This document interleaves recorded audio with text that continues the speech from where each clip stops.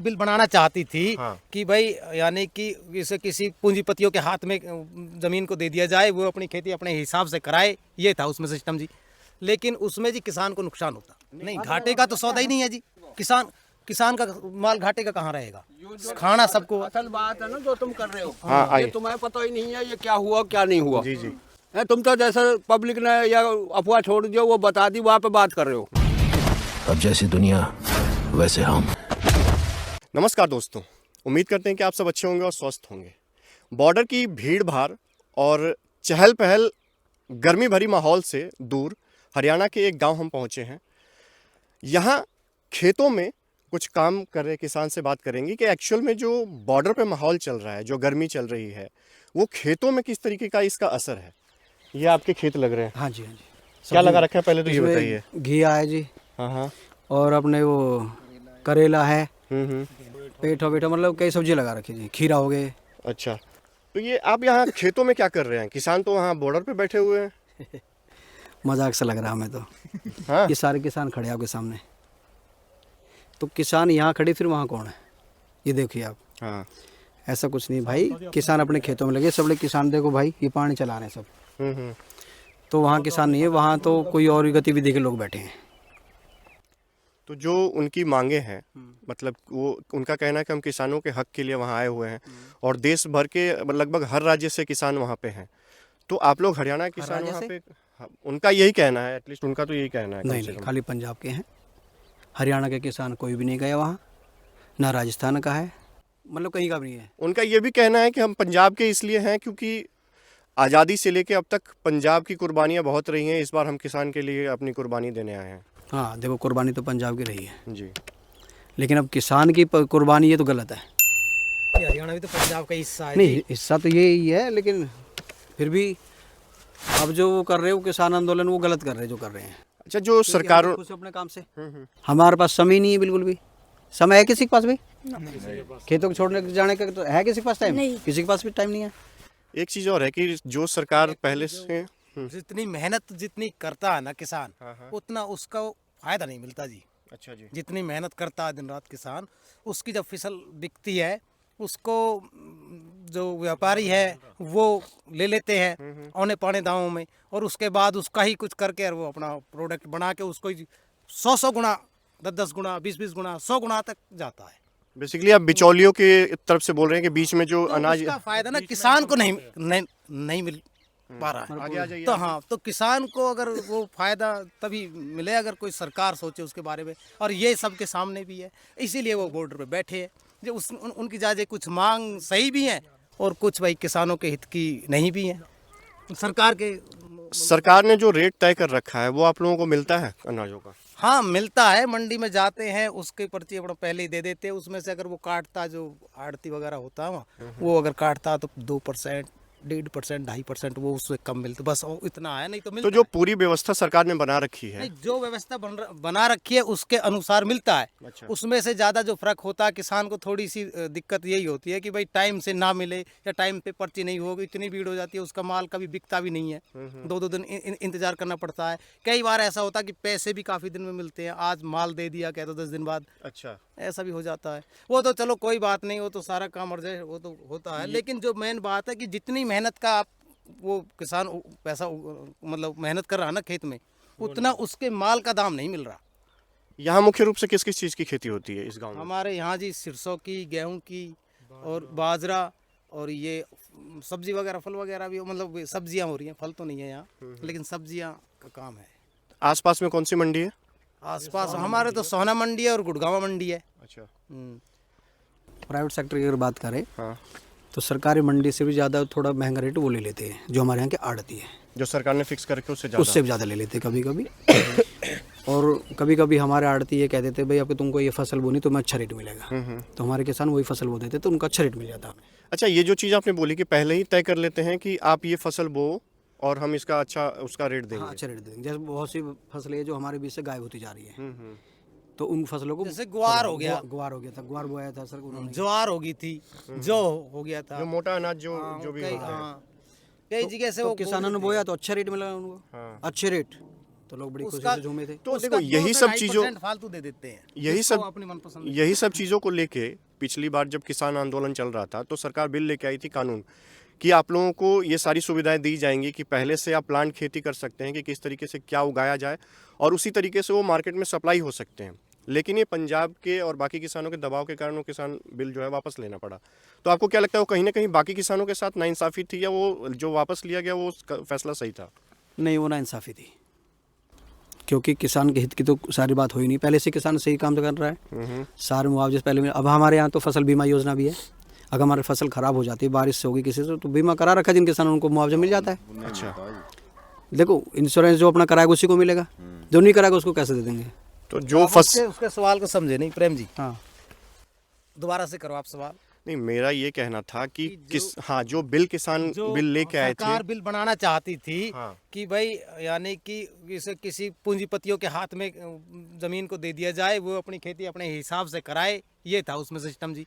लेकिन उसमें जी किसान को नुकसान होता। नहीं देखो इसमें मतलब बहुत सारी चीजें थी, तो हाँ, वापस लिया गया, वो फैसला सही था या वो बिल लागू होना सही था, ये मैं पूछ रहा हूँ।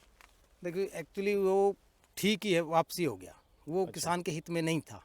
आपका क्या क्योंकि कहना है? बड़े उद्योगपतियों के हाथ में चली जाती किसान की ऐसा है, जमीन भी। देखो वो गलत लिया गया है। अब मैं बताता हूँ कैसे। उसमें क्या है कि वो हमें बीज देते, हम उन खेत में बोते, फिर वो अपने रेट पे लेते, हमें कोई तंगी नहीं थी उसमें। हाँ, अक्सर हमने बहुत सी जगह देखा है कि जैसे मान लो किसी ने वो गाजर का बीज दे दिया, हमने गाजर खेत में बो दी, ठीक है, और वो गाजर को ऐसे ही आके देखेंगे भाई, फिर वो खेत को ऐसे कैसे ले लेते हैं, बस 70,000 रुपये किला, 80,000 रुपये किला, इस तरह बिकती है फिर, अच्छा, तो उसमें हमें फ़ायदा है। मतलब सुविधा हो जाती सुविधा हो कि जाती है। पहले से आपको कहाँ जो आपके अनाज है या जो भी आप उगा रहे हैं वो कहाँ सप्लाई करना है, ये पहले से आपका तय रहता है। तो बिल्कुल रिस्क तय रहता है। जैसे अब वो आगे तो फिर वो रहे हैं। कंपनी ले जाती उस माल को, नहीं, तो हमें जिसका- फायदा भी तो रहता है उसमें। किसान को तो दिक्कत ही नहीं थी उसमें। उसमें ये था कि भाई किसान को तो मेहनत करनी है, उसमें उगा के देना है, माल तैयार करके देना है। अब लेकिन उसको पैसा जो देंगे वो अपने हिसाब से देंगे, आगे वो कितने में बेचे।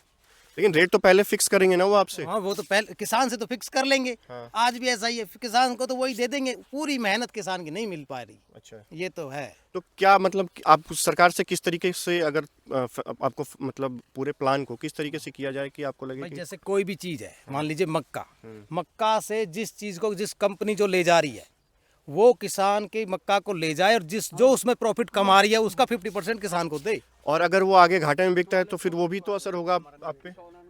नहीं, घाटे का तो सौदा ही नहीं है जी। किसान का माल घाटे का कहाँ रहेगा, खाना सबको। असल बात है ना जो तुम कर रहे हो, हाँ, ये आइए। तुम्हें पता ही नहीं है ये क्या हुआ क्या नहीं हुआ। जी जी, तुम तो जैसे पब्लिक ने या अफवाह छोड़ दियो वो बता दी, वहाँ पे बात कर रहे हो। जो मोदी जी ने हमारे लिए किसानों के लिए काम किया आज तक पहले किसी ने नहीं किया। अच्छा जी, और जो 3 कानून आए हैं ना वो वापस लिए, वो किसानों के हित में है, वो गलत लिए। गलत लिए। हाँ तो मतलब एक राज्य के किसानों की वजह से बाकी पूरे देश के राज्यों के किसानों को इसका हाँ, खामियाजा पूरे राज्य भुगतना पड़ा। एक ये पंजाब और यूपी के ये थोड़े से किसान हैं, इनकी वजह से पूरा देश है वो खामियाजा भुगतना पड़ रहा है। तो आपको क्या लगता है कि अभी जो सरकार आप फैसिलिटीज दे रही है, जो सुविधाएं दे रही है खेती को लेके, वो ठीक दे रही है?